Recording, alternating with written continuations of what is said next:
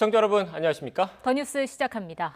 제93회 미국 아카데미 여우조연상의 주인공 예상을 벗어나지 않았습니다. 영화 미나리의 배우 윤여정 씨가 오스카 트로피를 품에 안았습니다. 한국 배우로선 처음입니다. 지난 1957년 사요나라의 우메키 미요시 이후 64년 만에 아시아 배우 수상이라는 기록도 함께 썼습니다. 74살 노배우의 수상 소감은 역시나 기대를 저버리지 않았습니다. 재치와 유머가 담긴 발언으로 박수를 받았습니다. 특히 미나리의 정이삭 감독과 가족에게 고마운 마음을 전하고선 고 김기영 감독을 언급했습니다. 자신의 스크린 데뷔작인 지난 1971년 영화 화녀를 연출한 사람입니다. 50년 전 첫 출발을 잊지 않고 감사의 뜻을 표한 겁니다. 네, 윤여정 씨의 이번 수상은 개인뿐만 아니라 우리 영화계에도 큰 획을 그었습니다. 베니스의 강수연, 칸의 전도연, 그리고 베를린의 김민희까지 그동안 한국 배우들은 유럽권 3대 영화제의 연기상을 모두 거머쥐었습니다. 하지만 미국 아카데미의 문턱은 유독 높았습니다. 그런데 오늘 윤여정 씨가 그 벽을 넘어서면서 102년 역사의 한국 영화가 새 지평을 열었다는 평가도 나오고 있습니다. 미나리가 이런 성과를 올리기까지는 감독과 다른 배우들의 활약이 밑바탕이 됐습니다. 저예산 독립영화라서 촬영 여건이 힘들었지만 그 어느 현장보다 화기애애하고 열정이 넘쳤습니다. 조태현 기자가 소개합니다. 영화 미나리의 순제작비는 약 22억 원. 미국에서도 저예산의 독립영화로 배우들은 열악한 환경에 고생스럽게 촬영했습니다. 하지만 이런 힘든 여건이 오히려 배우들을 가족으로 단단히 묶었습니다. 일하는 동안 즐거웠던 거는요. 스티븐 연, 한예리, 알렌 킴, 노엘 조 우리 다 다섯이서 식구처럼 그리고 그 식구의 가장은 아이작 감독이었습니다. 무엇보다 정이삭 감독의 리더십은 어려운 상황에서 빛을 발했습니다. 자전적인 영화지만 배우에게 자신의 경험을 강요하지 않았고 어떤 경우에도 감정의 동요 없이 현장을 진두지휘했습니다. 아이작 할머니를 흉내를 내야 되느냐 아니면 뭐 특별한 제스처 같은 걸 해야 되냐 그랬더니 아이작이 절대로 그럴 필요 없고 선생님이 하시라고 그랬어요. 그래서 제가 혼자서 속으로 A+를 줬죠. 그래서 저는 자유를 얻었고. 일단 인품이 너무 좋은 분이셔가지고요. 네, 그냥 뭐라도 내가 이 영화에서 할 수 있으면 되게 좋겠다라는 생각을 했었거든요. 처음 만났을 때. 그래서 정말 좋은 영화가 나오겠다. 배우들의 연기도 한몫했습니다. 스티븐 연은 이민가정의 가장을 연기하며 미국계 한국인 최초로 오스카 남우주연상 후보에 올랐고 새로 시작한다고 그랬잖아. 이게 그거야. 아빠는 빅 가든 하나 만들 거야. 앨런 킴은 윤여정과 앙증맞은 호흡으로 크리틱스 초이스 어워즈에서 아역상을 받았습니다. 할머니는 진짜 할머니 같지 않아요. 할머니 같은 게 뭔데? 쿠키도 만들고 나쁜말도 안 하고 연주 팬티도 안 입고.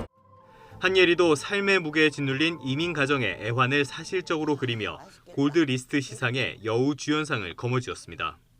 당시 이민자들이 느꼈을 법한 그 삶의 고단함과 힘든 개척자로서의 어려움을 머리부터 발끝까지 잘 체화시킨 그런 연기를 보여준 것 같습니다.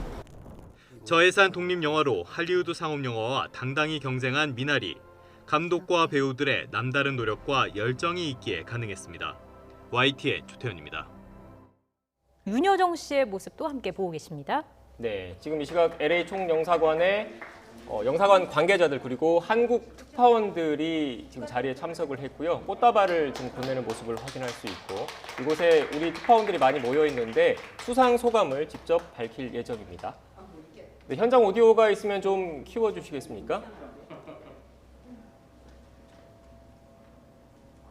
네, 지금 오스카상을 같이 들고 자리에 함께 했네요. 예. 자, 배우 윤여정 씨 제93회 아카데미 시상식에서 영화 미나리로 여우조연상을 수상했습니다. 한국 배우 최초의 연기상 수상이었죠. 윤여정 씨는 운이 좋았다 이렇게 말을 하고요. 정이삭, 김기영 감독에게 감사하다는 소감을 밝히기도 했습니다. 잠시 뒤에 이제 또 취재진 앞에서 소감을 밝힐 것으로 보이는데요.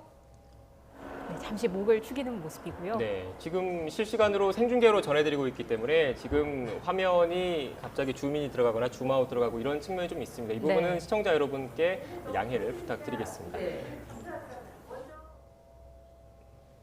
네, 지금 이 시각 LA 총영사관에서 한국 특파원들이 모인 상황에서 지금 윤여정 씨가 기자회견을 열 예정인데 지금 본격적인 회견 전에 간단하게 좀 인사말들이 좀 오가고 있는 것 같고 네. 감사 인사 그리고 축하 인사가 좀 전해지는 것 같은데요. 현장 오디오를 좀 크게 키워주십시오. 안 들려요? 내 목소리 큰데. 제가 수상한다고 생각도 안 했고요.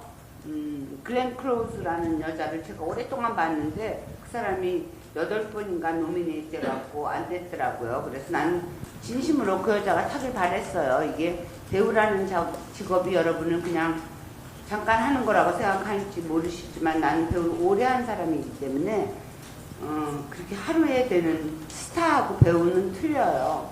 그래서 글렌 클로즈하고 만나갖고 내가 그 여자를 쭉 보고 있었으니까 그런 거가 좋았어요. 같이 얘기하고 언젠가 내가 2000년도인가 2001년도인가 영국 갔을 때 그녀가 욕망이라는 이름의 전차 연극을 하는 거 보고 참 대단하다. 정말 열심히 한다. 그 욕망이라는 이름의 전차의 브랑쉬에는 어려야 되는 거거든요. 근데 그녀가 저하고 또 동갑이더라고요. 그러면 몇 년 전이에요. 그럼 그 나이에 할 수는 없는 건데 그러고 하는 거 보고 그래서 나는 진심으로 그녀가 받기를 바랬어요. 그리고 저야 뭐 그냥 한번 아카데미 뭐 우리가 뭐 다 알다시피 우리 동양 뭐 어디 변방에서 온 나라 사람들이 뭐 아카데미 뭐 가본 적이 있겠어요?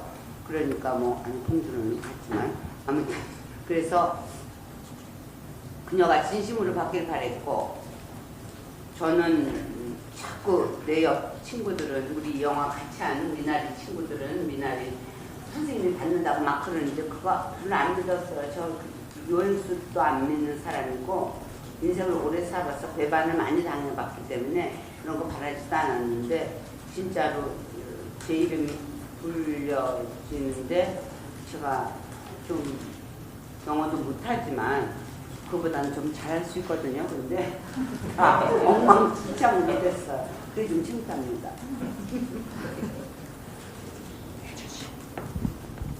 네, 저는 그냥 선생님께서 이렇게 초대해 주셔가지고 진짜 이 자리에 함께 있는 것만으로 너무 행복했고요. 그냥 네, 무슨 일이 일어났는지 잘 모르겠어요. 네, 진짜 그냥 역사적인 이 순간에 이렇게 이 장소에 있는 게 너무 감사하고요. 선생님께서 아까 잠깐 그냥 넌 이제 견학을 했으니까 다음에 또 좋은 기회가 있을 거야 라는 식의 말씀을 하셨는데 네, 좋은 견학이 된 것 같고요. 그리고 모든 미나리 팀에게 너무 감사드립니다.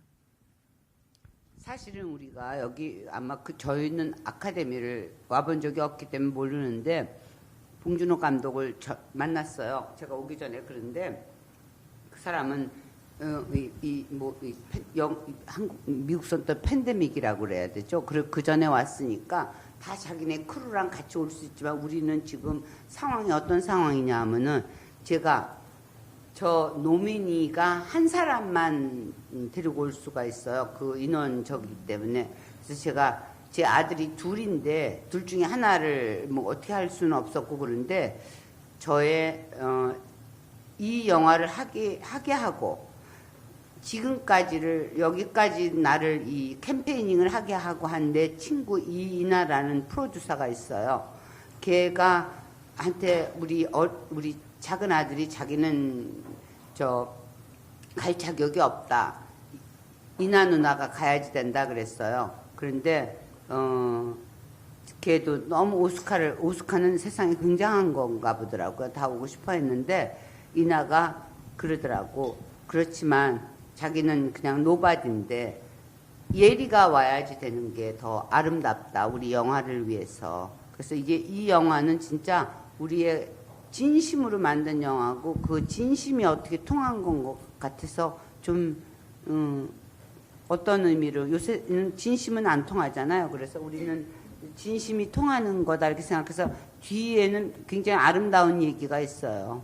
그냥 예리가 오게 된 데까지 저도 제가 이렇게 오게 된 거. 예리는 내 딸로 나왔고 그러니까 영화를 위해서 예리가 오는 게 좋겠다 생각을 해서 제가 예리보다는 군번이 높으니까 그래 오라 그러라 그래서 오게 된 거예요. 그런데 뭐 그때까지만 해도 우리는 우리 그 미나리 만든 식구들하고 감독서부터 썬댄스까지 보고 못 봤죠. 못 봤는데 이제 같이 우리 다 같이 스티븐 연이랑 다 같이 보자 그냥 그런 걸로 했지.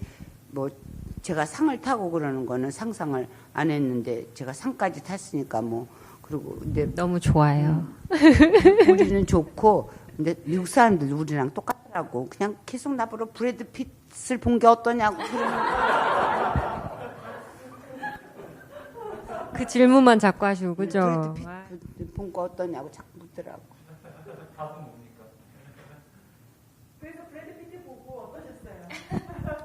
어머 그 사람은 영화에서 너무 봤으니까 뭐 너무 잘생. 근데 브래드 피트가 우리 영화의 제작자예요, 사실은.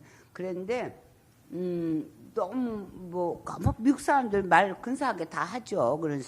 그래서 다음번에 영화 만들 때 조금 돈 좀 조금 더 써달라고 그랬어요. 그랬더니 굉장히 또 아주 잘 빠져나가더라고요. 조금 더 쓰겠다고 그러더라고요. 크게 쓰겠다고는 안 그러더라고요. 이건 독립 영화였었어요. 네. 필두씨 거기 필두씨야? 필두씨구나. 나 미안해. 내가 지금 내 정신이 아니야 지금. 나 필두씨가 있을 텐데 그러거든. 저희가 지금 화면에 걸려서 앉아서 질문을 드릴 겁니다. 그걸 좀 양해를. 네네네. 그 일단 저는 MBC의 워싱턴 특파원 박성호 기자입니다. 수상 정말 진심으로 축하드립니다. 감사합니다. 네. 두 가지 좀 여쭤보겠습니다. 일단 연기를 오래 하셨으니까 연기에 대한 마음가짐 대하는 것이 남다르실 텐데 특히 오랜 세월 하셨으면 처음 하실 때와 비교해서 세월이 흐르면서 좀 더 달라진 어떤 철학이 있으실지 그게 또 좀 궁금하고요.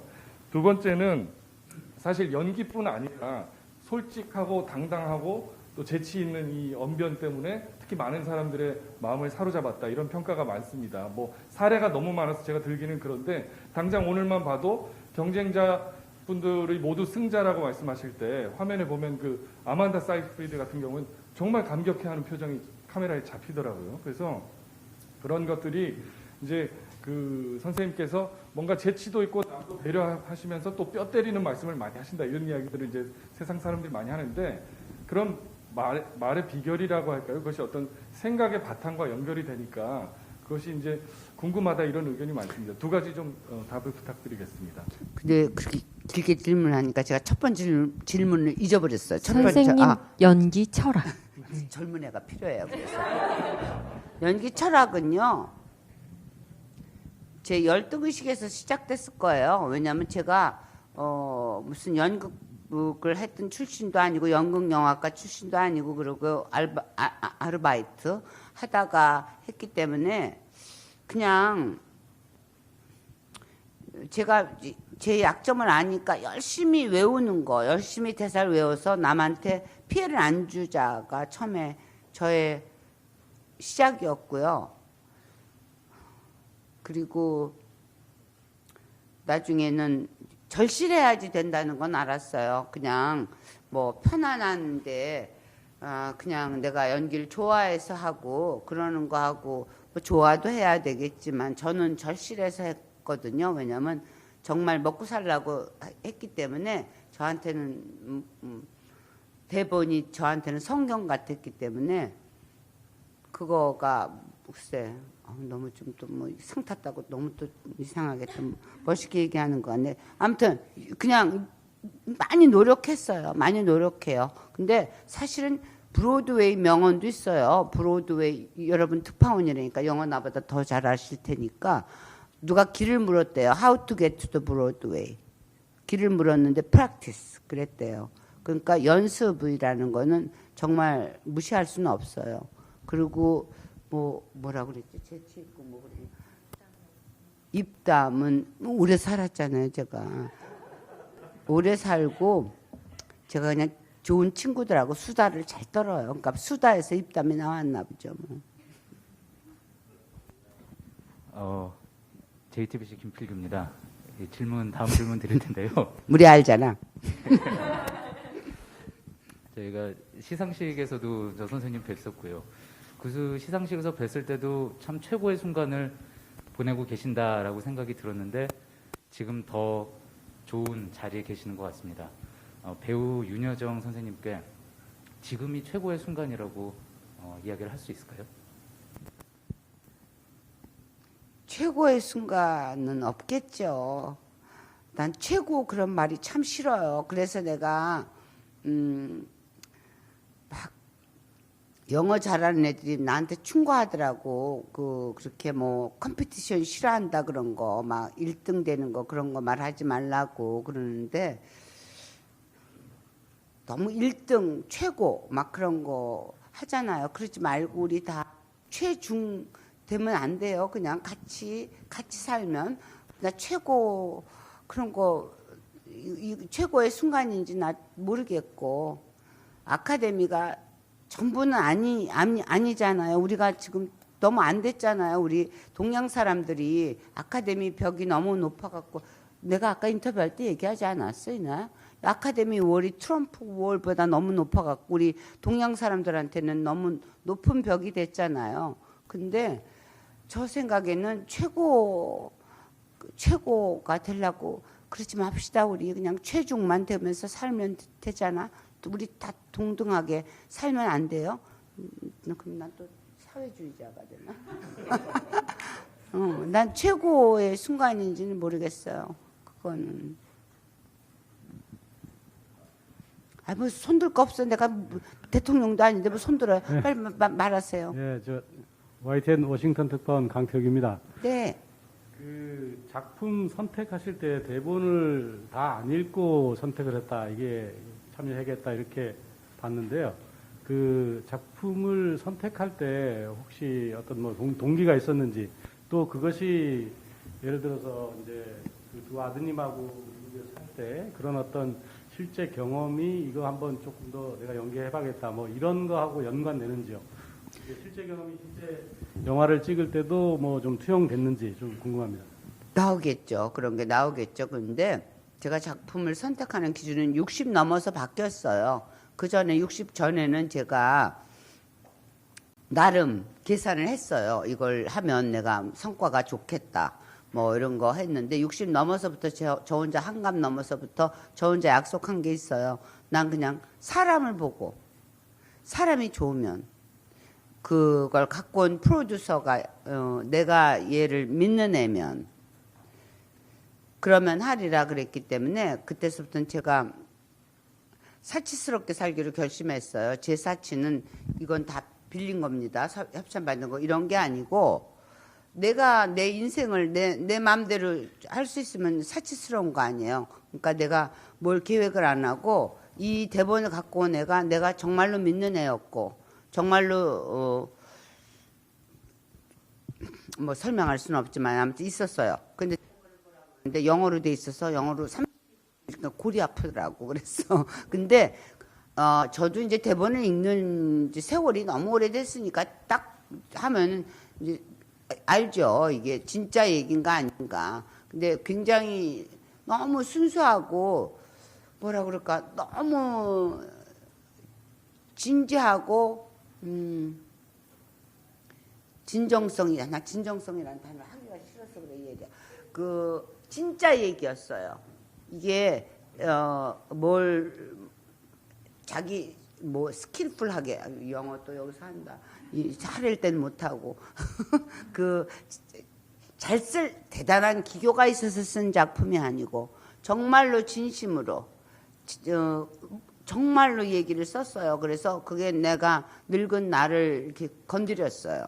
그래서 그래도 또 제가 잘 안 넘어가요. 그렇다고 그래도 그 감독을 만났는데 요새 이런 애가 있나? 요새 세상에 그랬어요. 그래서 감독을 만나갖고 감독들 다 잘났거든요. 그래서 잘난 척하는 사람 제가 싫어해요. 그래서 안 했을 수 있는데 감독이 요새 이런 애가 있나? 그래서 한 거예요. 그런데 그때 할 때는 예리나 나나 우리나 넌 돈 얼마 받았니?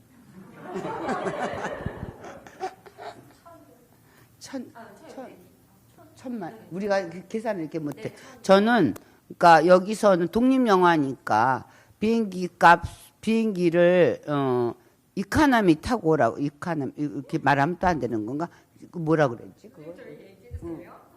그런데 제가 70 넘은 나이에 이제 저 옛날엔 딱 탔죠. 젊었을 땐 딱 탔죠. 근데 난 못 타요. 정말 내가 털사 오클라호마까지 어떻게 그걸 타요. 그래서 그냥 독립 영화라 그러니까 제 돈으로 왔어요. 제가. 그리고 근데 그게 뭔지 모르겠는데 우리가 다 내가 대본을 전해주는 아이를 믿었어요. 걔 뭐 안목을 믿은 건 아니고 걔를 믿었어요. 나는 안목 같은 거는 별로 중요치 않은 것 같아. 그러니까 안목이야 뭐 다 다를 수 있잖아요. 서로 그 안목을 믿고 그런다는 건 계산이 있는 건데 난 걔의 진심을 믿었고 선생님이 했으면 좋겠고 그런데도 또 내가 또 여우 같은 데가 있으니까 늙은 여우니까 감독을 만나서 싫으면 안 했을 거예요. 근데 감독이 아까도 얘기했듯이 요새 이런 애가 있나? 그럴 정도로 진정성이라는 단어 쓰기 싫은데 진짜 진실된. 그래서 하게 됐어요. 그리고 우리는 이런 상상도 안 했어요. 그거 만들 때는. 손들 거 없이 아무렇게나 말해요. 빨리. 네, 선생님 채널A의 유승진 특파원이라고 합니다. 네, 선생님 개인적으로 굉장히 팬인데 이렇게 만나뵙게 돼서 영광입니다. 텔레비전 틀면 나오는데 뭘 영광이에요. 두 가지 질문 드리겠습니다.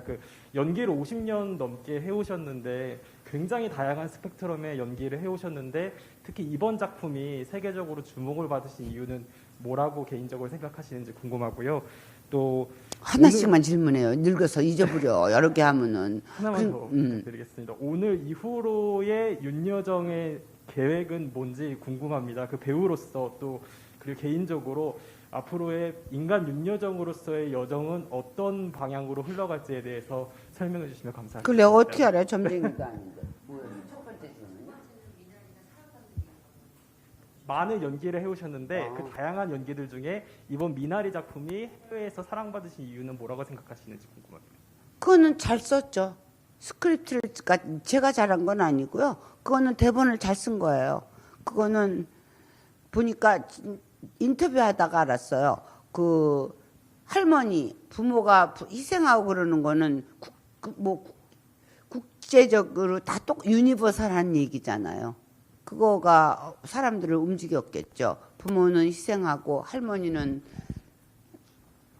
손자를 그냥 무조건 사랑하잖아요. 여러분도 다 할머니. 그러니까 그 소재는 굉장히 근데 그게 굉장히 아이작이 이삭이라고 그래야 되나? 진심으로 썼으니까. 그래서 합니다. 근데 내가 평론가한테 그런 거 평론가한테 물어보세요. 우리는 그 배우는 자기 파트를 뭐라 그래야 되지? 자기 역할을 받으면 그거를 어떻게 내가 하는가를 열심히 연구하고 그러죠. 그 영화가 그 다음에 어떤 반응을 일으킬까 그런 건 몰라요.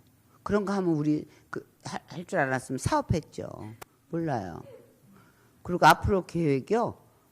앞으로 계획 없죠. 저 그냥 살던 대로 제가 뭐 오스카상을 탔다고 그래서 김여정이 되는 건 아니잖아요. 그러니까 저는 그냥 옛날서부터 결심한 게 있어요. 제가 대사를 외워서 대사 외우는 게 굉장히 힘들어요. 늙으니까. 얘는 빨리 외워요. 저보다. 그런데 굉장히 힘드니까 남한테 민폐 끼치는 건 싫으니까 민폐가 되지 않을 때까지 이 일을 하다가 죽으면 참 좋을 것 같다. 그런 생각은 했었어요. 네, SBS 워싱턴 특파원 김승영입니다. 오늘 수상 소감 말씀하시면서 뭐라 그러는지 몰라요. 나. 예, 오늘 수상 소감 말씀하시면서 정의삭 감독님하고 김기환 감독님 언급하셨는데 두 감독님이 연기 인생에서 어떤 의미를 가지시는지 좀 궁금하고요. 그리고 아까 제작비 얘기를 브래드 피트 사장님이죠. 그 말씀하셨다고 했는데 그 말씀이 그 무대 뒤에서 이렇게 팔짱 끼시고 나가시는 과정에서 얘기하신 건지 그때 좀 더 하신 말씀이 있다면 좀 소개도 부탁드립니다. 자, 첫 번째 질문. 영화는 감독이에요. 굉장히 중요해요. 지금 제가 알았어요. 한 60 넘어서 알았어요. 감독이. 그래서 감독이라고 그러는 건데 우리 다른 거가 있었으면 좋겠어. 디렉터가 난 건가 감독이 난 건가. 그 감독이 하는 역할은 정말로 많아요. 정말 이 영화라는 게 우리가 배웠듯이 종합예술이잖아요. 머리 이렇게 좋은 사람부터 이렇게 바닥까지를 다 아울러야지 돼요. 그걸 할 수 있는 거는 대단한 능력이고 대단한 힘이에요. 아무튼 그러니까 봉준호 누구 이런 다 대단한 거예요. 그 사람들이 하는 일이.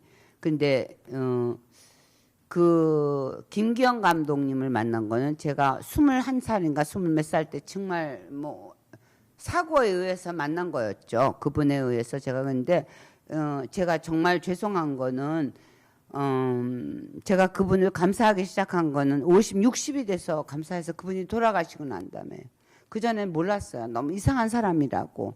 사람들은 나 천재라고 그러는데 나한테는 너무너무 힘든 감독이었고 싫었어. 그래갖고 너무 늘 죄송해요. 지금까지도 후회하는 일이에요. 그래서 나는 늘 그 얘기를 해요. 그러니까 이게 우리가 진짜 뭐 사람들이 왜 늙었는데 저렇게 철이 없냐 그러는 거 얘기하는 거 아니다. 늙었다고 다 아는 거 아니에요. 그래서 정이삭은 근데 제가 김기영 감독님은 어렸을 때 만난 거고 정이삭은 늙어서 만났잖아요. 근데 얘는 나보다 너무 어린 애인데 우리 아들보다도 어린 애인데 어떻게 이렇게 뭐라 그래야 될까? 캄한 거가 뭐라 그러지? 난 영어도 못하고 한국말 못한다. 차분하고 현장에서는 다 미치거든요. 이 수십 명을 막 컨트롤하려면은 돌거든요, 감독이. 근데 그걸 너무 차분하게 얘가 내 통역사네. 차분하게 컨트롤하는데 아무도 누구를 모욕 주지 않고 업신여기지 않고 다 존중하면서 해요. 그래서 내가 내 친구들이 많잖아요. 어떤 감독하고 일해가고 흉안 보는 감독은 정이삭이 처음이래요. 딱 흉 봤는데 내가 희망을 봤어요. 코리안 아메리칸이잖아요. 그는. 근데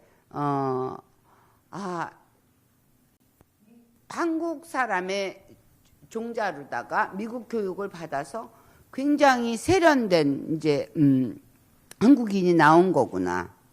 내가 너무너무 희망적이었어요. 우리 한국 사람들끼리 살면서 또 우리 문제가 흉보는 게 아니고 그래서 너무 좋았었어요. 그 세련됨을 보는 거가. 걔가 뭐 걔라고 화 안 나겠어요? 근데 그걸 다 컨트롤하는 거가 그래서 내가 43살 먹은 애인데 내가 존경한다고 했어요. 그래서 내가 아이삭을 만난 것도 배우를 오래 해서 만나고 어떤 의미로는 지금 그렇게 생각해요. 지금 술 취했다 내가 보니까. 김기영 감독님한테 못한 거를 내가 감사를 몰랐잖아요. 20몇 살 때, 21, 2살 때. 지금 정이삭이 다 받는 것 같아요. 그 감사를 아는 나이가 됐어요. 이제 제가 70, 난 몇 살이니 얘들아. 만으로 하지 마. 여기 한국 사람들은 75살이에요. 그래도 철이 안 나요.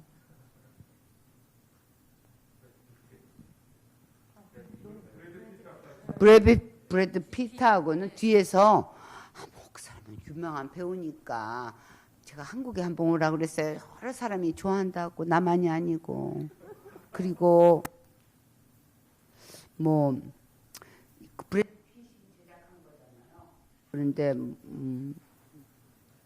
돈을 조금 더 줘라 그랬어요. 너무 힘들었다. 그랬더니 뭐 그 사람도 너무 뭐 대단한 배우니까 뭐 많은 인터뷰를 하고 그러면 성장하거든요. 사람이. 그러니까 조금 더 주겠다고 그러더라고. 그리고 한국에 한번 오라고. 한국에 너무 팬이 많다고 그랬어요. 그랬더니 온다고 그러더라고. 브래드 피트 안 왔었어 한국에? 꼭 올 거라고 그러더라고. 그래서 내가 꼭 오라고 그랬어요.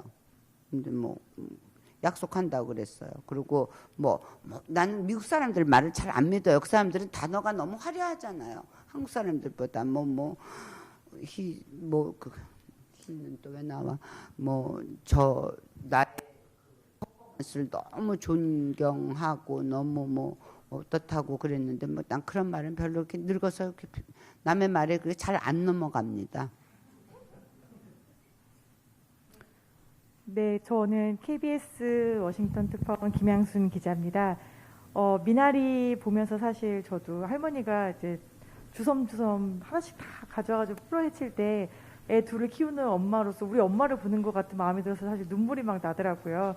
근데 이런 보편적인 정서가 발휘했으니까 상을 받으셨겠지만 사실 여기 한국의 이민자들 되게 많거든요. 이 방 안에도.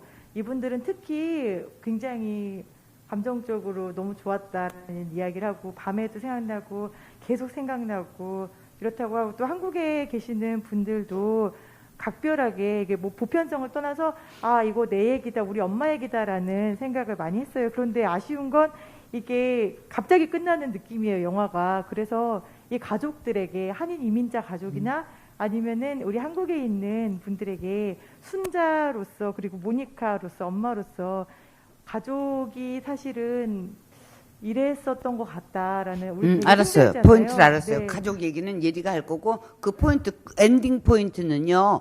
나는 굉장히 보고 놀랐어요. 썬댄스에서 보고 제가 아이작하고 그 엔딩이 그렇지 않았어요. 처음에 스크립트 대본이라고 또 안 되더라. 스크립트 우린 시나리오라고 그러잖아요. 시나리오라고 그러면 또 미국 애들이 못 알아듣더라고. 스크립트라고 그래야 돼요. 그러니까 아주 골치 아파 죽겠어. 내가 아주 늙은 그 스크립트에는 그냥 한국 사람 정서에 맞게 그 할머니가 돌아가셔요. 죽어요. 한참 죽는데 화토도 못 쳐요. 이거 화토를 애들이 그 손자 애들이 와갖고 그 널싱홈이라고 그러죠. 양로원에 이거 해주려고 그러는데 이걸 못 해요. 그러니까 그래서 우리는 그 엔딩이 좋았어요. 그리고 나레이션이 나와요. 그 미나리에 대한 나레이션이 나와요. 그걸 굉장히 좋아했어요 우리가. 그런데 아이작이 바꾸더라고요. 바꿨어요. 그래서 또 나는 막 주장을 하는 사람이에요. 내가 야 그건 아니다. 이거 하라 그랬는데 그 아이작이 그럴 때 참 현명하더라고요. 한국 감독들은 이제 싸워갖고 뭐 네가 이기냐 내가 이기냐로 가는데 선생님 지금 애들을 또 티네이저가 되고 그런 애들을 구하려면 지금 돈도 없고 그러는데 어디서 오디션 보고 그러는데 그냥 바꾸기로 했습니다. 그러고 굉장히 현명한 사람이에요. 난 그래서 걔한테서 우리의 호프를 봐, 우리의 희망을 봐. 호프는 영어로 쓰니. 내가 지금 제정신이 아니에요. 그래서 선생님 그러니까 그리고 대본을 안 보여주더라고요. 그거는 어떻게 바꿨는지를 스티븐 연하고 많이 다 얘기했나 봐요. 그런데 나는 썬댄스에서 처음 보고 나는 그 엔딩이 너무 좋았어요. 왜냐하면 자 그렇게 인종차별 이런 영화 우리 너무 많이 봤잖아요.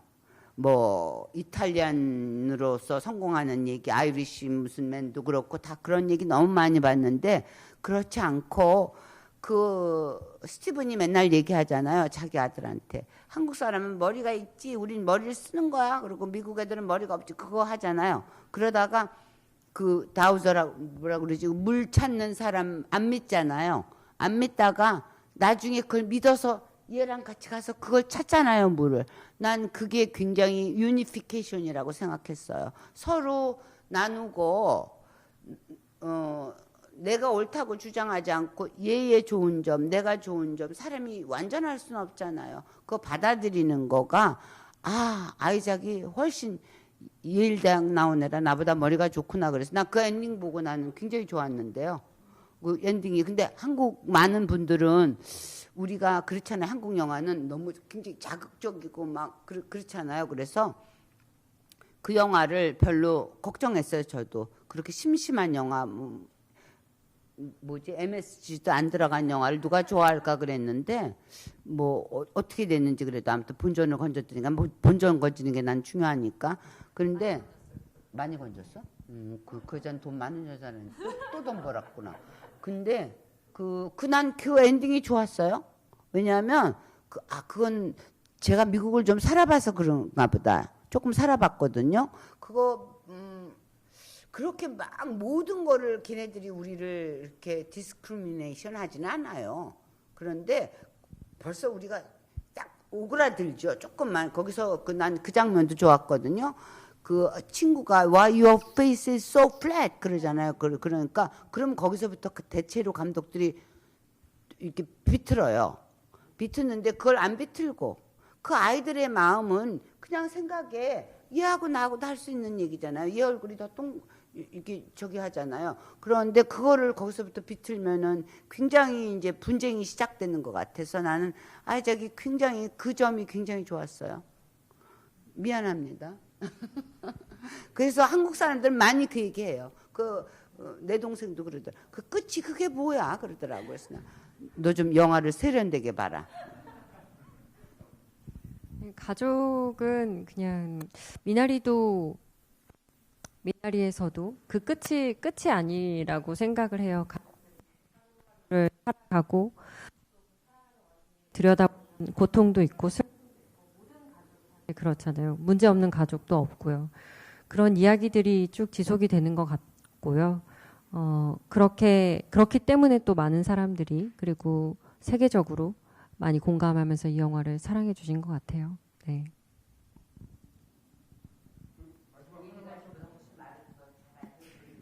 저기 두 분께 좀 공통 질문을 마지막으로 한번 드리고 싶은데요. 이번 기회를 계기로 해외에서 함께 또 영화를 하자고 러브콜들이 많이 들어오지 않았을까 이렇게 짐작이 되는데 정말 그런지 또 앞으로 그렇다면 계획은 어떠신지 좀 여쭙고 싶습니다. 저는 영어를 못해서 해외에서 들어올 일은 없습니다.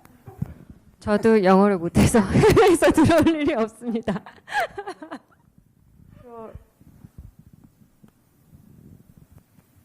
죄송합니다. 마지막 질문 하나만 드리겠습니다. 저는 연합뉴스의 로스앤젤레스 특파원 정윤섭이라고 합니다. 제가 여기 와서 기사를 쓰면은 댓글들이 많이 달리잖아요. 근데 이제 좋은 댓글도 달리고 나쁜 댓글도 달리기도 하는데 특히 이 미나리만큼은 좋은 댓글 위주로 많이 달렸던 것 같습니다. 진짜요? 그만큼 국민들이 성원을 많이 해주셨어요. 그리고 이제 윤여정 씨 특히 네. 한국 할머니 네. 그리고 K 할머니라는 브랜드라는 것도 미국에 많이 알리게 된 계기가 된 것 같고요. 그래서 이렇게 성원해 주신 한국 네. 국민들께 한마디 해주신다면 어떤 말씀 해주실 수 있을까요? 네. 정말 제가 상을 타갖고 정말 보답할 수 있어서 너무 감사했던 내가 그 축구 선수들의 심정을 알겠더라고. 제가 영화를 찍으면서 우리가 아무 계획한 것도 없고 여기까지 오늘 일도 없었고 그랬는데 어쩌다가 보니까 이렇게 된 거였거든요. 근데 사람들이 너무 응원을 하니까 제가 나중에는 너무 여기 눈 실핏줄이 다 터졌어요. 왜냐면 너무 힘이 들어갔고 이게 막 그게 그 사람들은 성원인데 나는 이걸 못 받으면 어떡하나가 된 거잖아요. 난 받을 생각도 없었고 노미네이트 된 것만 해도 난 정말 영광이라고 생각했어요. 그런데 막 이러니까 너무 힘들어서 난 그 운동선수들의 심정을 알겠더라고. 그 2000 몇 년이었지 우리? 2002년에 월드컵 할 때 그 사람들 발 하나로 온 국민들이 난리를 칠 때 걔네들은 얼마나 정신이 없었을까. 너무 안 됐더라고. 그리고 김연아는 얼마나 힘들었을까. 그런 생각. 제가 운동선수가 된 기분이었었어요. 세상에 나서 처음 받는 스트레스였었어요. 그래서 그건 별로 즐겁지 않았습니다. 진짜 우리는 그냥 즐거우려고 그랬어요. 정말 야 세상에 우리가 오스카까지 가는구나. 그럼 구경이나 한번 해보자 그러고 우리는 오늘도 구경했어요. 예리랑 나랑.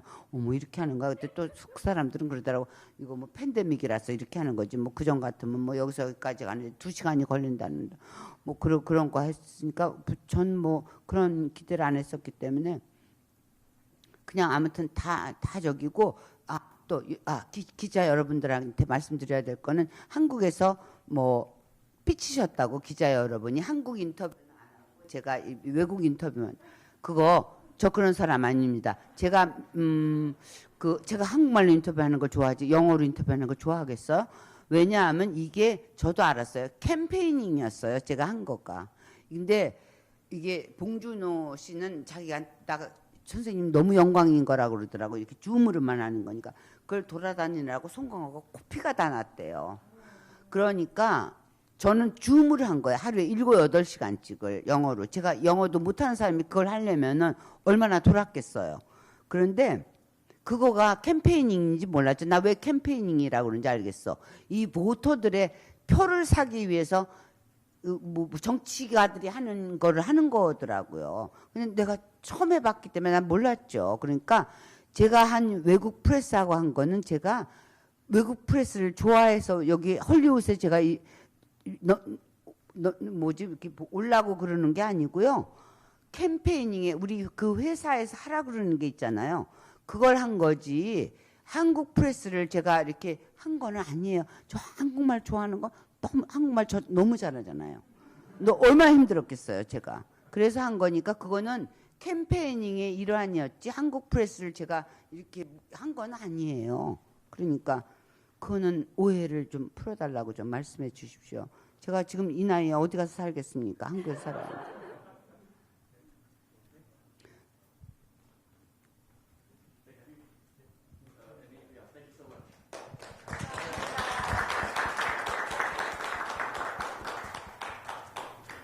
감사합니다. 피글 씨는 워싱턴에서 오셨나? 네.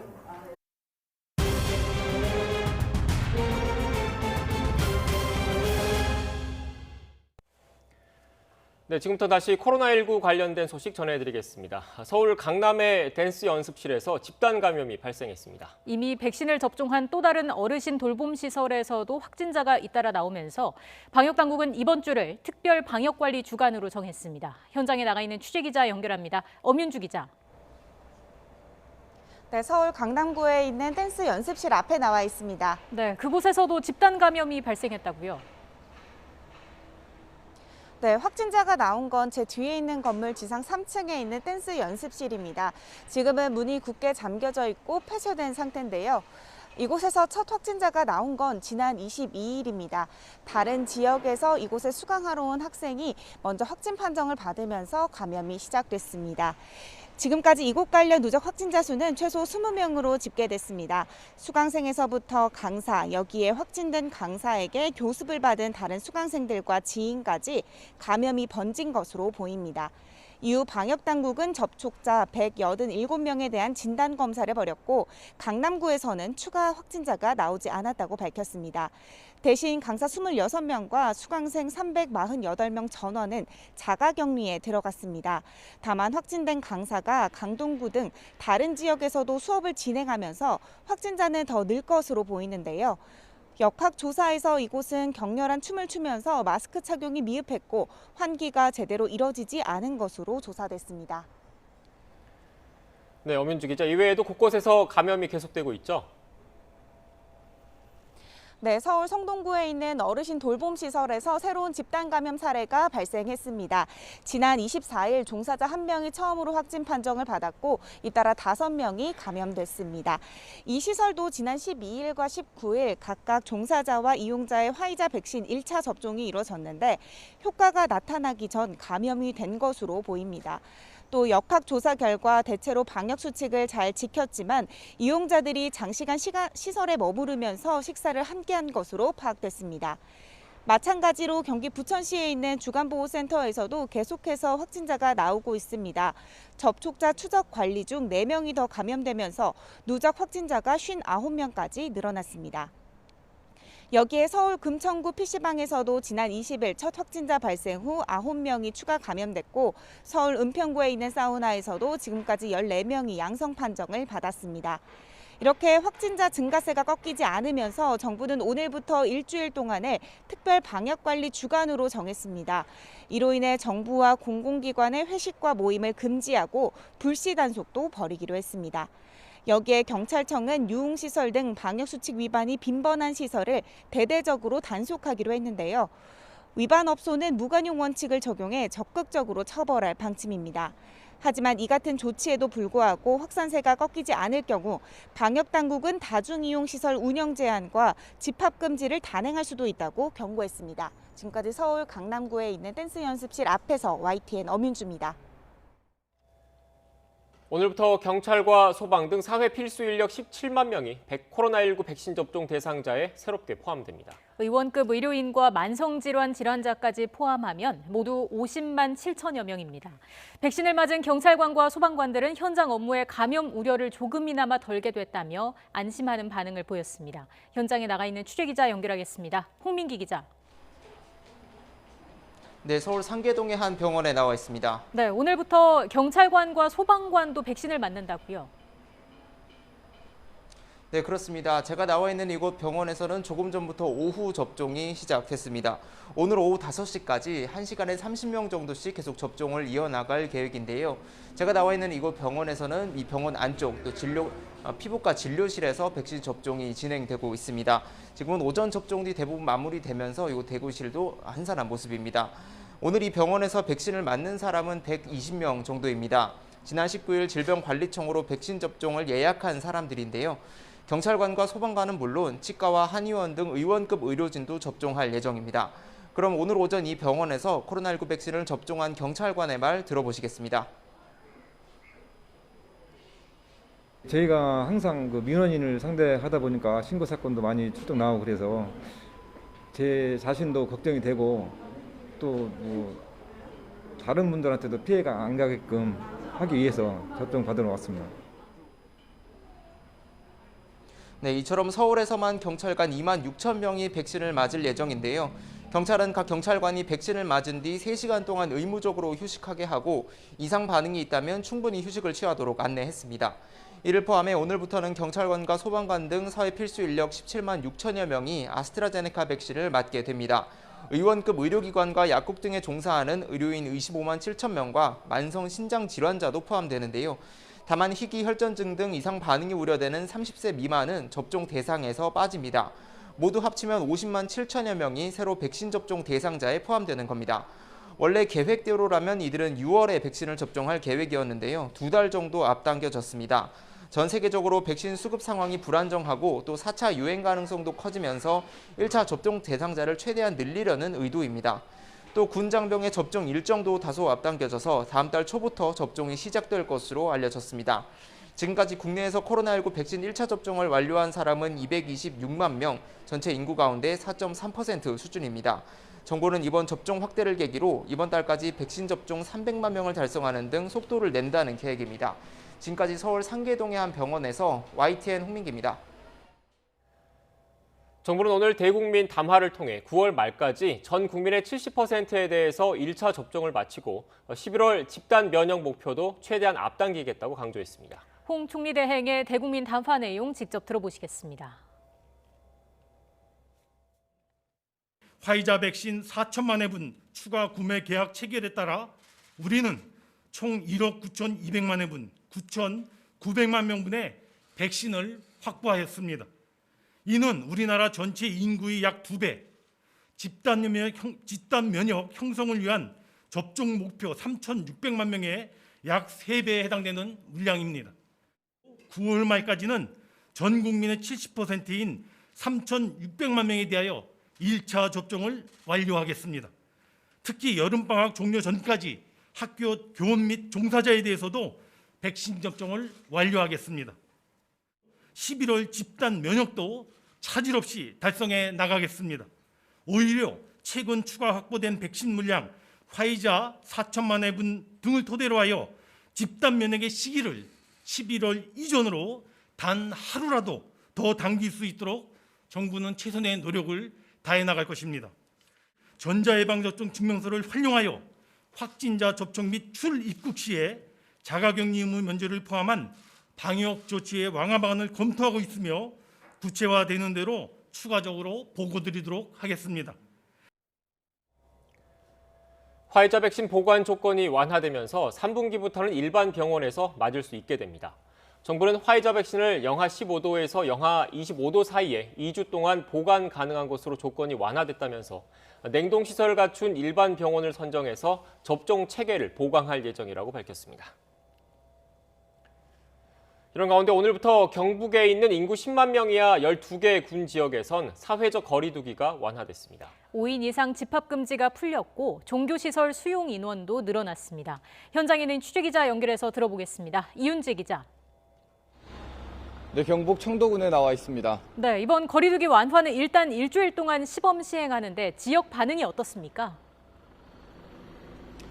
네, 이곳 청도군을 포함해서 경북 지역 12개 군에서는 오늘부터 5인 이상 집합 금지가 해제됩니다. 경북 영덕과 울진 등 5개 군에서는 8명까지 모임이 허용되고 나머지 7개 지역에서는 인원수 제한 없이 사람들을 만날 수 있습니다. 다만 아직은 이곳 거리에서 달라진 분위기를 체감하기는 조금 어렵습니다. 점심시간 식당에서도 큰 차이는 없었는데요. 제가 점심시간에 식당을 운영하는 주민 몇 분을 만나보니 저녁 시간이 되면 모임을 하는 단체 손님이 조금은 잦지 않을까 기대하는 모습이었습니다. 거리두기 완화를 맞이하는 지역 주민들 반응은 조금씩 달랐습니다. 우선 집합금지로 그동안 하지 못했던 모임을 할 수 있게 된 건 다행스럽다는 반응입니다. 최근 들어서는 지역 안에서 코로나19 감염이 거의 없었던 만큼 미뤄왔던 지인 모임을 할 수 있게 돼 갑갑했던 생활이 풀렸다는 겁니다. 또 사적 모임이 다시 이뤄지면 지역 경제가 살아날 거라는 기대도 나옵니다. 하지만 그보다 걱정이 앞선다는 반응이 더 많았습니다. 특히 이곳 청도는 이번에 시범 완화되는 12개 군 중에서 대구는 물론이고 부산과 경남과 가장 가까운 곳입니다. 대구, 부산 등 주변 도시에서 1시간 정도면 도착할 수 있는데요.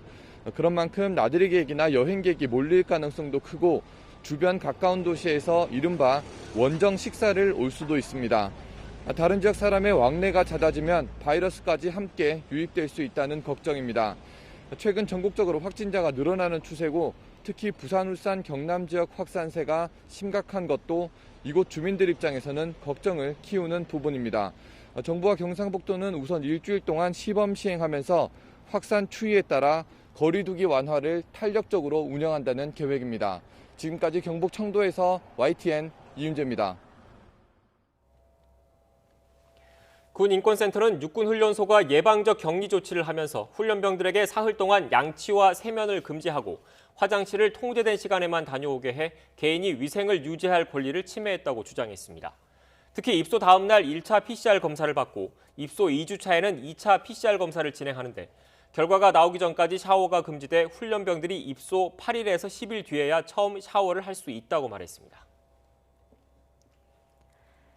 도쿄올림픽에 출전하는 선수단이 이번 주부터 화이자 백신 접종을 시작합니다. 선수와 지도자가 아닌 기타 지원 인력의 경우 현행 백신 접종 지침에 따라 30세 이상은 아스트라제네카를, 30세 미만은 화이자 백신을 접종할 계획입니다.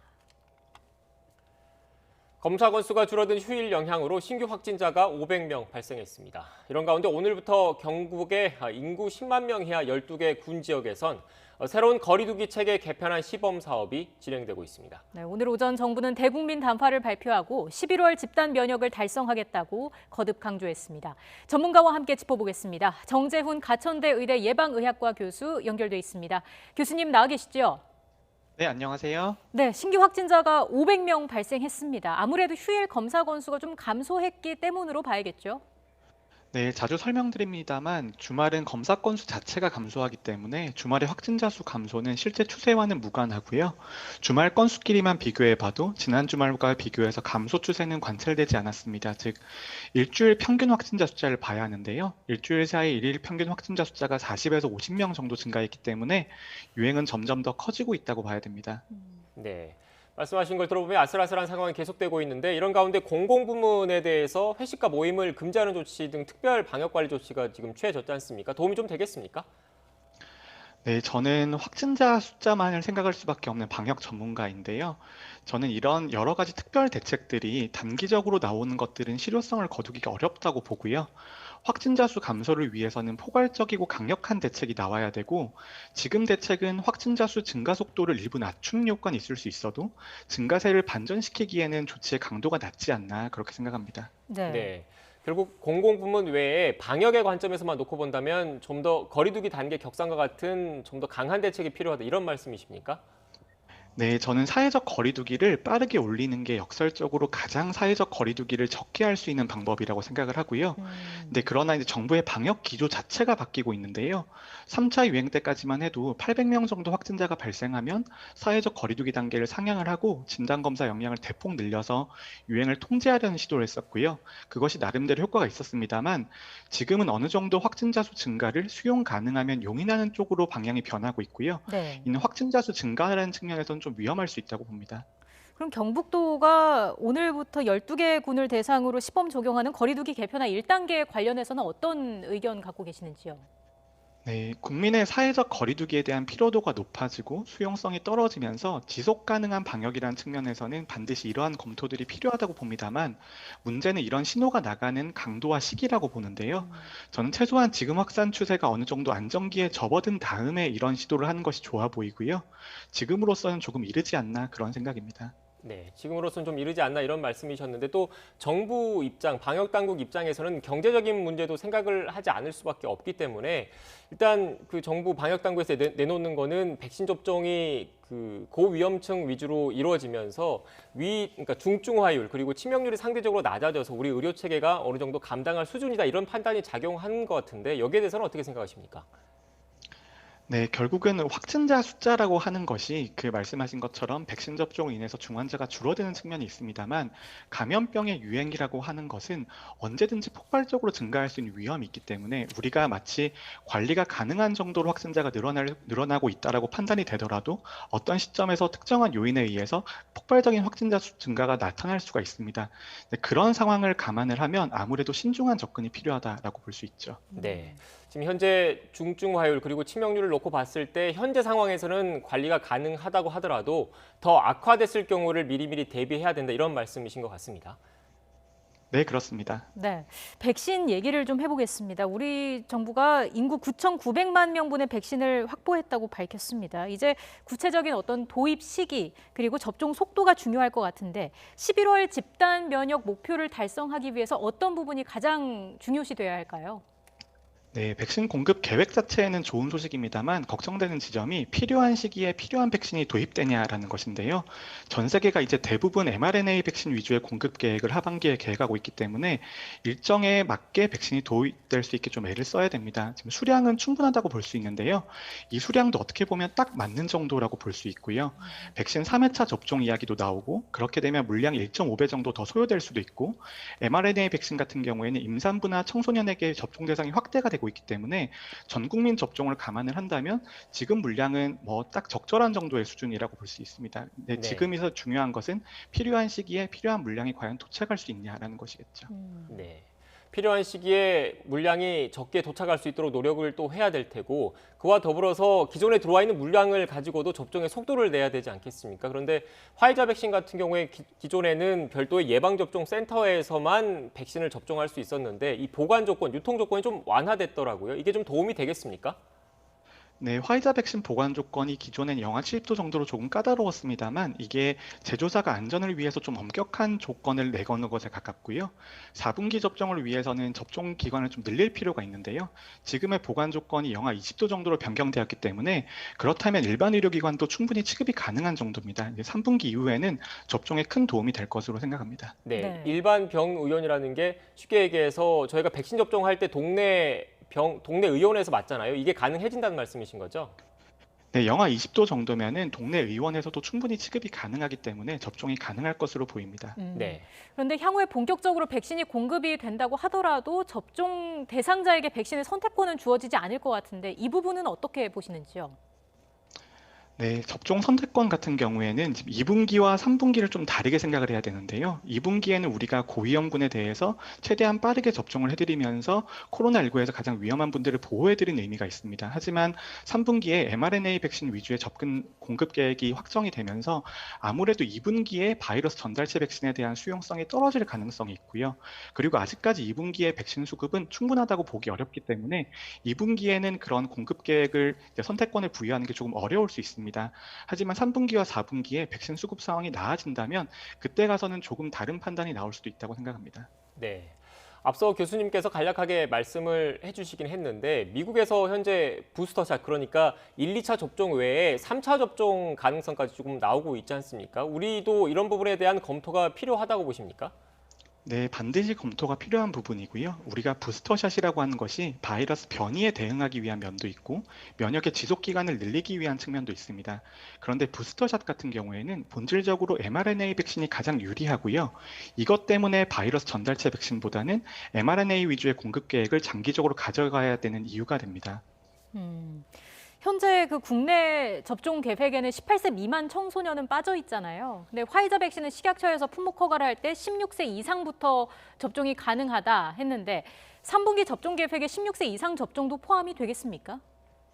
네, 3분기가 되면 화이자나 모더나, 노바백스 백신에서 여러 임상 결과가 나올 것으로 예상이 되는데요. 특히 화이자 백신 같은 경우에는 임산부나 16세 미만에 대해서도 임상시험이 진행이 되고 있고 안전성과 효과성이 증명이 되고 있습니다.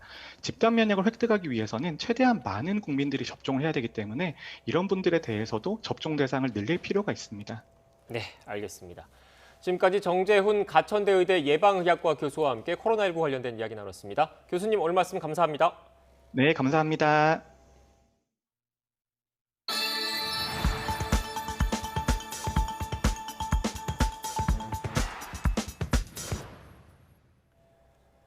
오늘 대체로 맑은 가운데 예년보다 따뜻한 날씨가 이어지고 있습니다. 내일은 전국이 흐리겠고 남해안과 중북부 지방에는 비 소식이 있습니다.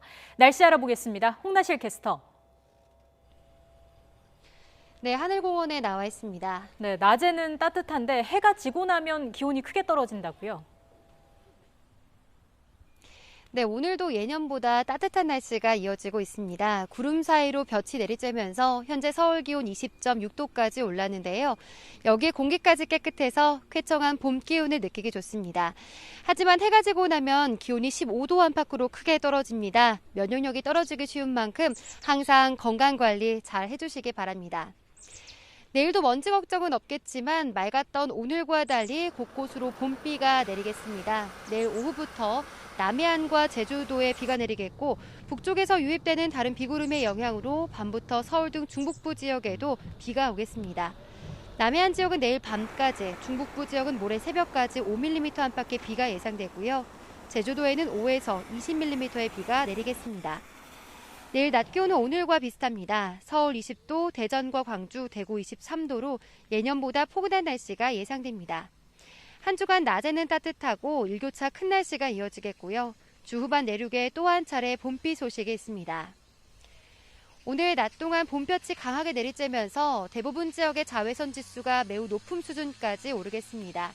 특히 서쪽 지역은 오존 농도도 높게 치솟을 것으로 보이니까요. 어린이와 노약자는 볕이 강한 2시부터 5시 사이 야외 활동을 자제해 주시기 바랍니다. 지금까지 하늘공원에서 YTN 홍나실입니다. 문재인 정부 부동산 정책의 실패 사례로 지적된 임대 사업자에 대한 여러 세제 혜택을 축소하는 방안이 검토되고 있습니다. 민주당은 내일 부동산 특위 첫 회의를 열고 이 같은 방안을 본격 논의합니다. 국회 취재기자 연결합니다. 김대근 기자. 네, 국회입니다. 네, 부동산 정책을 보완 또는 수정하기 위한 여러 의견이 나오고 있는데 임대 사업자에 대한 세제 혜택을 축소하는 방안도 거론된다고요. 네, 더불어민주당에서는 4월 재보선에서 확인된 민심이 부동산 정책 실패했다고 보고 정책을 보완해야 한다는 목소리가 잇따르고 있습니다. 종부세 기준 상향 조정 등의 의견이 나오고 있는데요. 여기에 더해 민주당은 임대사업자에게 제공되는 세제 혜택을 축소하는 방안도 검토하고 나섰습니다. 현재 임대사업자는 각종 세금 혜택을 받고 있습니다. 취득세 감면과 종부세 합산 배제, 양도세 중과 제외 등이 적용됩니다. 그런데 최근 집값과 공시지가 상승으로 1주택자도 보유세 부담이 커지면서 논란인데요. 임대사업자 혜택을 줄여 1주택자와의 형평성 문제를 해소하겠다는 취지로 보입니다. 다만 임대사업자는 10년 임대기간, 임대료 상한 제한 등 의무도 함께 부과되고 있는데요. 의무는 그대로 두고 혜택만 축소한다면 또 다른 논란이 될 것으로 보입니다. 이외에도 당에서는 1주택자 재산세 완화 기준을 현행 6억 원에서 9억 원으로 높이고 종부세 기준은 12억 원으로 상향 조정해야 한다는 주장이 나오고 있습니다. 다만 당 지도부는 세금과 관련한 논의는 당분간 없을 것이라며 신중한 입장을 보이고 있는데요. 정책이 후퇴하는 거 아니냐는 지적을 의식하는 것으로 보입니다. 민주당은 또 무주택자의 첫 주택 구입 시 LTV와 DTI 규제 완화 대상을 확대하는 방안도 검토하고 있는데요. 이 같은 내용은 내일 첫 회의를 여는 당내 부동산 특위에서 공식 논의됩니다. 네, 김대근 기자, 최근 가상화폐도 논란이지 않습니까? 국회에서도 이와 관련해서 논의에 나설 것으로 보인다면서요? 네, 최근 가상화폐 급등락 속에 투자자 피해 우려가 커지면서 정치권도 예의주시하고 있습니다. 지난주에는 은성수 금융위원장이 국회에 나와 가상화폐 투자자들까지 보호할 수는 없다며 거래소 대거 폐쇄의 가능성을 언급하고 잘못된 길로 가면 어른들이 이야기를 해줘야 한다고 말한 것이 논란이 됐죠. 정치권에서 이와 관련한 파장도 주목하는 가운데 오늘 아침 김부겸 국무총리 후보자도 가상화폐 문제에 대한 우려를 나타냈습니다. 은 위원장의 발언에 대해서는 과열을 진정시킬 필요가 있다고 판단한 것으로 보인다고 말했는데요. 김 후보자의 말을 들어보겠습니다. 준비를 많이 해야 될 것 같아요. 우리 정부 초기에 가상화폐 문제 때문에 한번 또 여러 가지 어려움에 처한 적이 있기 때문에 이 문제는 쉽게 답변 드리기 어려울 것 같고요. 자칫하면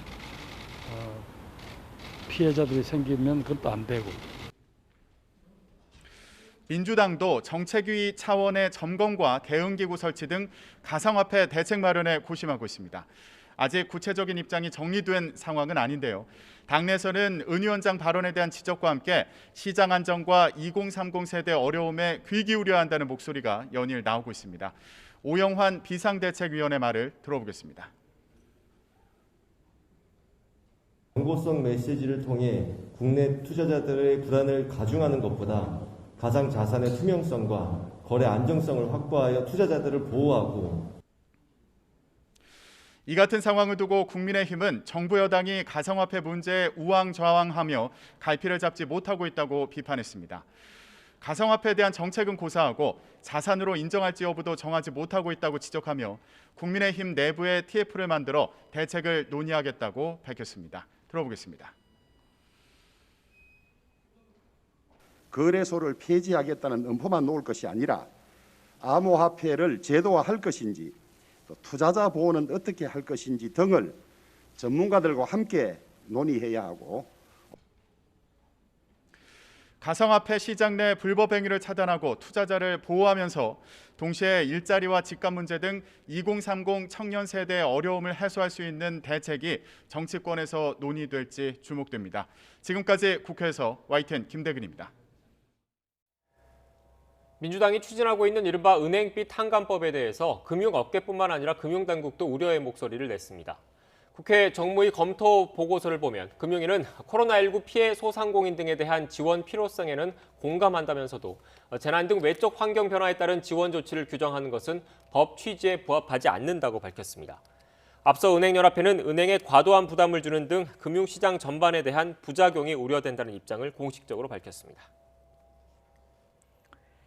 서울 아파트 평균 매매 가격이 7개월 만에 1억 원 넘게 오르면서 11억 원을 넘겼다는 민간업체의 조사 결과가 나왔습니다.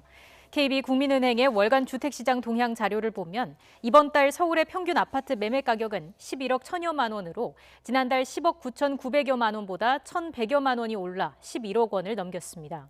이는 KB국민은행이 해당 통계를 발표하기 시작한 지난 2008년 12월 이후 최고 가격입니다.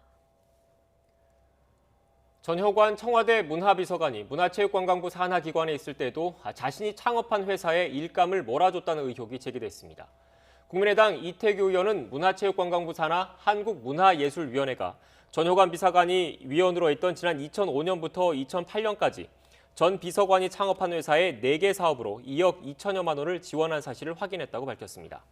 이태규 의원은 전 비서관이 지난 2006년 이후 지인에게 회사를 넘겼다고 주장하지만 자신의 지위와 정보를 이용해 일감을 몰아줬다는 합리적 의심이 가능하다고 주장했습니다. 군에서 30년 가까이 사용해온 무전기 안테나가 유독 3년 전부터 걸핏하면 부러져 온 사실이 드러났습니다. 납품업체가 기존에 쓰던 합금강 대신 변형과 파손에 약한 스테인리스 재질의 값싼 중국산을 썼기 때문입니다. 신준명 기자가 단독 취재했습니다. 국산화에 성공해 지난 1993년 주력화된 통신장비 PRC-999K입니다. 현재 전군에서 3만 1000여 대가 운용되고 있는데 반경 8km까지 송수신하기 위해서는 AT72K라는 긴 안테나를 부착해야 합니다. 이 안테나가 망가지면 통신도 일순간 마비됩니다. 그런데 유독 지난 2018년 무렵부터 훈련 중에 안테나가 부러지는 일이 잦아졌습니다. 공부하는 쪽에 지나가다 나뭇가지 걸리거나 그래 되면은 꺾여버렸잖아요. 실제 작전 상태에서 실제 본부가 통화가 돼야 되는데 그게 안 되다 보면은 치명적인 문제가 생기는 거죠. 차로 이동했었을 때 차에다가 이렇게 뒷좌석에 해가지고 바깥으로 안테나 빼서 바람이 세지잖아요, 이렇게. 그럼 그럴 때는 좀 휜 게 많이 나왔다라고 이렇게 얘기하더라고요. 추격을 받으면 찌그러져야 되는데 그거는 깨진다고 그러더라고요. 왜 이런 일이 생긴 걸까? 20여 년 넘게 써온 기존 안테나와 비교해봤더니 2017년 이후 납품된 건 아예 재질이 달랐습니다. 줄곧 합금강을 써 만들어 왔는데 돌연 스테인리스로 바뀐 겁니다. 스테인리스는 합금강과 비교해 잡아당기는 힘에 견디는 저항력이 절반에 불과하고 늘렸을 때 복구되지 않는 한계치도 4분의 1 수준입니다. 이 때문에 군은 국산화 전부터 긴 안테나엔 합금강을 쓰도록 규정해왔습니다. 재질과 강관 자체는 다 같은 재질을 써야 된다는 거잖아요. 지금 그렇게는 지금 미 원도상을 들어가고 끝까지 추적해 보면은 결국은 같은 걸로 지금 확인이 돼요. 합금강을 사용해야 되는 거잖아요. 그죠? 그런데 당시 납품업체는 기존 안테나에 비해 가격이 3분의 1에 불과한 중국산 스테인리스 안테나로 바꾼 뒤 기존에 계약한 단가 그대로 군에 납품했습니다. 납품업체 측은 단가를 맞추기 위한 일이었다고 설명했습니다. 그 단가를 저희들 마진 갖고 얼마를 내려주면 그가 그 다음에 알아서 하는 거잖아요. 저희들이 최대한 아끼면서 해야 되는 거고. 지난 2017년부터 3년 동안 납품된 중국산 안테나는 3만 1000여 개로 계약 단가는 16억 원이 넘습니다. 군은 지난해 9월에서야 뒤늦게 진상 파악에 나섰습니다. YTN 신준명입니다.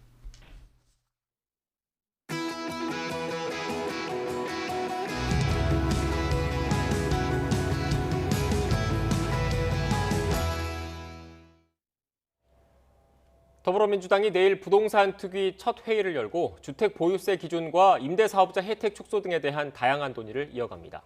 앞서 최근 종부세 완화를 놓고선 부자 감세라면서 당내 내홍이 일어나기도 했죠. 네, 그렇습니다. 재보궐선거 이후 부동산 정책 전환을 시도하는 민주당을 향해 민심을 잘못 읽었다며 일침을 놓은 분이 있습니다. 심상정 정의당 의원과 이야기 나눠보겠습니다. 의원님 안녕하십니까? 네, 안녕하세요. 네, 최근 여당 일각에서 종부세 완화론이 나왔다가 일단 수면 아래로 가라앉은 모양새인데 어떻게 보셨습니까? 그러니까 종부세 완화는 계속 투기를 해도 좋다는 신호탄과 같다고 저는 봅니다. 예. 사상 유례 없는 부동산 가격 폭등으로 이제 국민의 천불이 나고 있는데 이런 민심을 거꾸로 해석하고 집값 오르는 신호를 보냈다는 것은 그동안 부동산 정책을 역주행하는 거라고 생각합니다. 네, 의원님 그런데 실제로 종부세 부과 대상이 늘긴 했지 않습니까? 일단 1주택자 기준으로 공시가 9억 원 이상이 종부세 부과 대상인데 관련된 그래픽이 있으면 한번 좀 띄워주시고요. 전체로 따지면 3.7% 정도 수치가 파악이 되고 있고 서울 같은 경우에는 지금 16% 정도 수준인 것 같더라고요. 여기에 대해서는 어떻게 보십니까? 그러니까 이제 공시가격이 많이 이제 높아졌어요. 이제 전체적으로 19%가 늘었는데 이렇게 공시가격이 높고 대상이 늘다 보니까 이제 야당의 지자체장들이 공시가격을 재산정해야 된다 이런 얘기를 하고 있는데요. 문제는 이제 정부의 정책 의지가 개입이 돼서 공시가격이 높아졌다면 정책을 재조정하자는 얘기가 성립이 됩니다. 그런데 정부가 그 부동산 가격이 폭등했기 때문에 공시지가 현실화율을 1.2%밖에 적용을 안 했어요. 그러니까 나머지는 부동산 가격이 폭등했기 때문에 지금 공시가격이 높아진 거거든요. 대상도 늘어나고.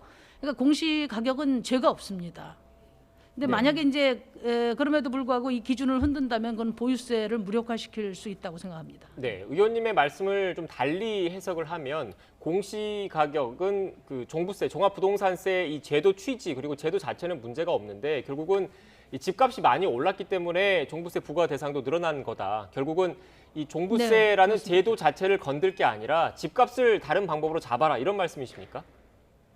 그러니까 이제 종부세는 시장의 부동산 가격 그 안정 자동화 장치예요, 이게. 그래서 집값이 올라가면 종부세가 많이 나오지만 종부세를 많이 내게 되면 또 집값 내리는 기능을 하게 되고요. 그다음에 종부세를 적게 내면 또 집값을 올리는 기능을 하는 거거든요. 그런데 지금 가뜩이나 집값이 폭등돼 있는데 종부세를 완화하라고 하면은 그것은 자동 안정화 장치 자체를 해체시키는 거나 다름없고 그런 집값이 폭등해서 결국은 이제 끝을 보자는 얘기밖에 안 되는 거죠. 매우 위험한 얘기입니다. 예. 지난해 의원님께서 종부세 정상화 개정안도 발의를 하셨잖아요. 그 연장선상에서 네네. 어떤 취지인지도 구체적으로 설명을 해주시죠. 그러니까 우리나라는 우리나라 불평등의 근원에 바로 부동산 문제가 있거든요. 그러니까 부동산을 일부가 과다 소유하고 그로 인한 불로소득으로 극단적인 양극화가 지금 진행되고 있고 많은 국민들에게 고통을 주고 청년들의 좌절에 이제 처하게 됐단 말이에요. 예. 그래서 이 종합부동산세는 일부가 부동산을 과다 소유하지 못하도록 또 가격을 안정시키도록 하는 시장의 부동산 가격 안정 조절 장치다. 이렇게 생각하면 됩니다. 그래서 우리나라 같이 가격 변동이 굉장히 심한 나라는 이 종부세를 더 강하고 세게 매겨야 되는데 그동안에 다른 나라에 비해서 종부세 기능이 매우 약했다. 그게 우리나라가 유례없는 이렇게 집값 폭등으로 이어진 그 배경이라고 생각합니다. 네. 의원님 그런데 이 종부세 부과 기준 그러니까 1주택자 기준으로 공시가격 9억 원 이상 이 조건이 10여 년 전에 설정된 기준이지 않습니까? 그래서 정부에서도 이 제도를 이 기준을 좀 바꾸는 여부에 대해서 신중히 검토하고 있다 이런 답변이 나오기도 했는데 여기에 대해서는 어떻게 생각하십니까? 네, 10년 전에 그러니까 종부세 처음 만들 때 저도 그 기재위에 그 소위원회에서 이 법안을 이제 다뤄봤는데요. 뭐 당시 1%만 대상으로 하기로 했다든지 또 지금 현재 이게 뭐 중산층까지 확대되는 건 맞지 않다든지 이런 얘기들은 다 종부세 취지하고는 어긋나는 겁니다. 그때 당시도 최소한 한 5, 6% 정도 이상의 대상으로 확대할 필요가 있다 이렇게 이야기가 됐었는데 그 당시에 부과 대상이 한 1% 됐다는 거고요. 이 기준을 조정하고 재검토하는 게 필요하다 하더라도 작년에 이제 이 법을 개정해놓고 아직 한 번도 이 개정된 법에 따른 부과를 해보지도 않고 선거 끝나고 참패했다고 해서 이 종부세 완화 움직임을 보인다는 것은 그것은 이제 투기 세력들에게 오히려 이 또 다른 신호를 줄 수 있다. 너무 문재인 대통령께서 투기 세력과의 전쟁에서 지지 않겠다 이렇게 공언하셨지만 이미 투기 세력한테 굴복하고 들어가는 것이나 다름없다. 그러니까 작년에 개정된 법이 재산세는 올 6월에 부과되고 그다음에 종부세는 11월에 부과되니 제대로 부과될 때 얼마나 감당할 수 있는 그 내용이 얼마나 되는지 또 이게 얼마나 감당하기 부담인지 이런 것들을 평가해서 검토해도 늦지 않다 이런 말씀을 드립니다. 네, 그 부동산 보유세 관련해서 해외와 좀 비교하면 어떻습니까? 그러니까 이제 보유세 뭐 지금 이제 좀 다주택자 중과세를 놓고 세금 폭탄이다 이렇게 이야기를 하고 있는데요. 예. OECD 국가 선진국 기준으로 지금 보유세 실효세율이 0.33%입니다. 근데 우리나라는 지금 0.16%거든요. 그러니까 선진국 수준으로 절반에 못 미치는 거죠. 그래서 보유세 강화의 필요성이 계속 제기됐습니다.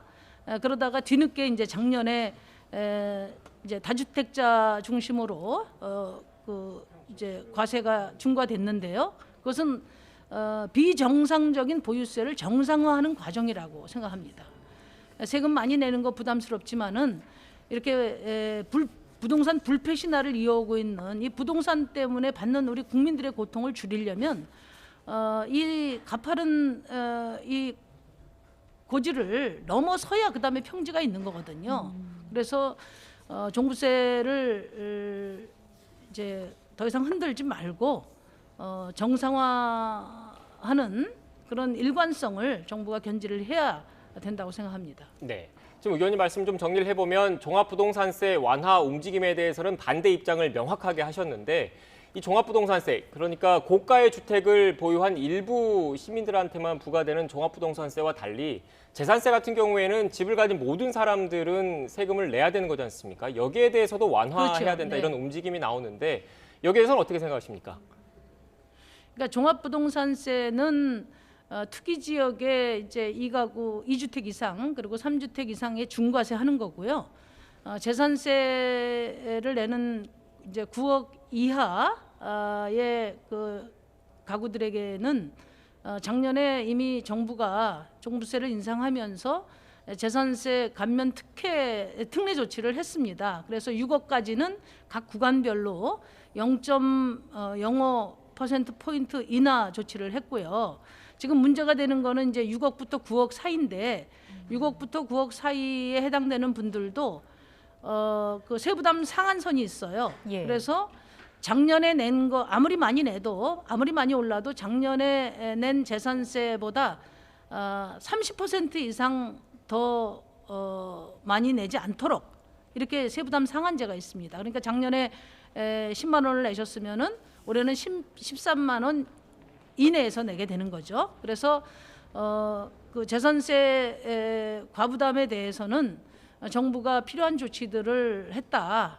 그래서 이것을 지금 고지서 나가기도 전에 그 손을 대는 것보다는 정부가 재산세 인하 특례를 어떻게 마련했는지 실제 효과가 어떤지 이것을 국민들에게 잘 설명하는 것이 먼저다 이렇게 생각합니다. 정부 보고에 따르면은 6억 이하의 경우에는 지금 재산세 감면 조치 때문에 작년보다도 부과되는 액수가 적을 거라는 얘기거든요. 이런 점들을 잘 살펴봐야 됩니다. 네, 의원님 쉽게 얘기해서 종합부동산세 그리고 재산세 완화 움직임에 대해서 둘 다 반대하신다 이런 입장이신 건가요?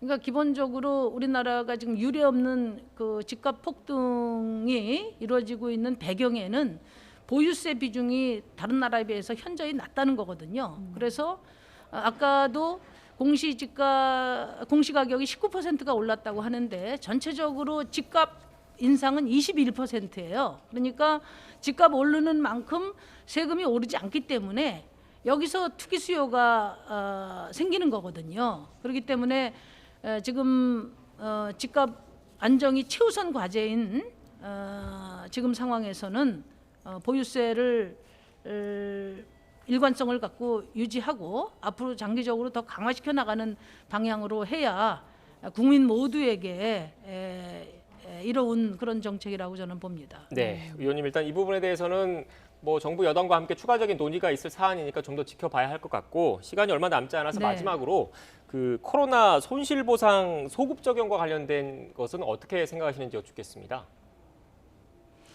코로나 손실 보상에 대해서는 저는 이제 지난해 9월부터 강력하게 주장을 했습니다. 그러니까 K 방역이 매우 성공적이었다고 하지만 소상공인 자영업자들의 일방적 희생을 전제로 한 것이기 때문에 지금 4차 대유행을 앞두고 거리두기 강화도 지금 망설이고 있지 않습니까? 왜냐하면 그만큼 경제적인 또는 이 심리적인 피로도가 높단 말이에요. 그래서 이 소상공인 자영업자들의 희생을 계속 이렇게 방치하고 K 방역은 더 이상 지속 가능하지 않다. 마땅히 통제 방역을 이행하느라고 본 손해에 대해서는 정부가 손실 보상을 해야 된다. 그리고 당연히 손실 보상이라는 게 기왕에 발생한 손실에 대해서 채무를 이행하는 것이기 때문에 소급 적용은 당연한 것입니다. 그래서 정부가 더 이상 망설이지 말고 방해하지 말고 국회 논의를 존중해서 지금 내일 산자위 소위원회가 있고 29일 날 본회의가 있는데 이때 손실보상법이 통과되도록 여야가 모두 좀 협조해 주시기 바랍니다. 네, 알겠습니다. 지금까지 부동산 보유세 그리고 손실보상법과 관련한 심상정 정의당 의원의 이야기, 주장 들었습니다. 오늘 말씀 고맙습니다. 네, 감사합니다.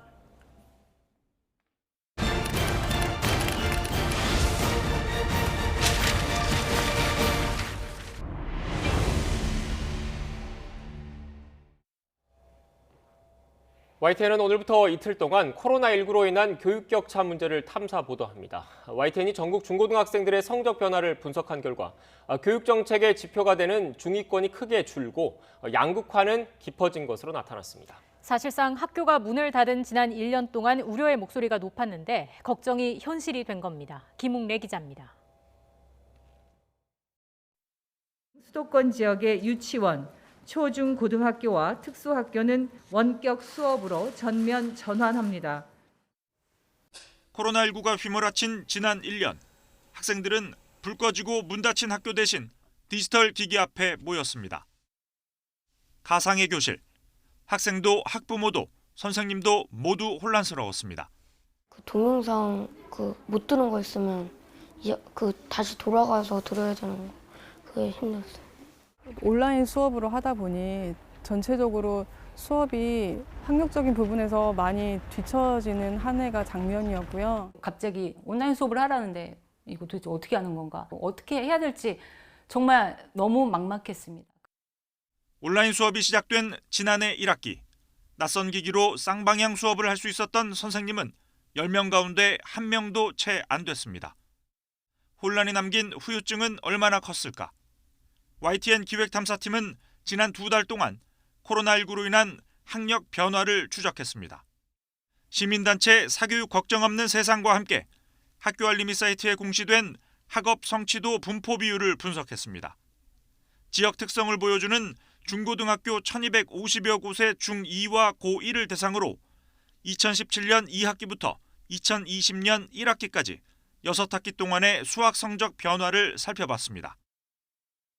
최상위부터 최하위까지 모두 5등급으로 나뉜 성적 분포 가운데 교육 정책의 지표가 되는 중위권, BCD 등급의 변화를 분석했습니다.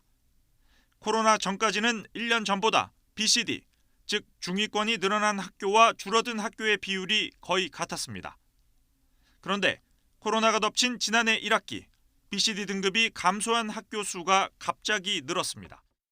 고등학교의 66%, 중학교에서는 무려 76%에서 중위권 감소 현상을 보였습니다. 중위권 감소는 기초학력 보장이라는 공교육의 목적 자체가 흔들린다는 걸 보여줍니다.